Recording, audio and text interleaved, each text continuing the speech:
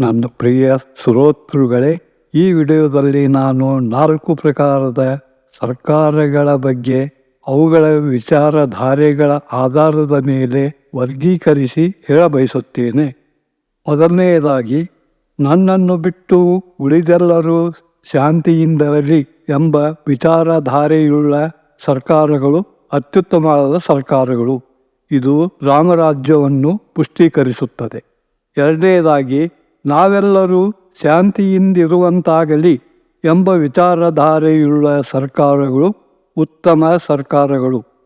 ಮೂರನೆಯದಾಗಿ, ನಾನು ಶಾಂತಿಯಿಂದಿದ್ದು ಉಳಿದವರು ಹೇಗಾದರೂ ಇರಲಿ ಎಂಬ ವಿಚಾರಧಾರೆಯುಳ್ಳ ಸರ್ಕಾರಗಳು ಅಧಮ ಸರ್ಕಾರಗಳು.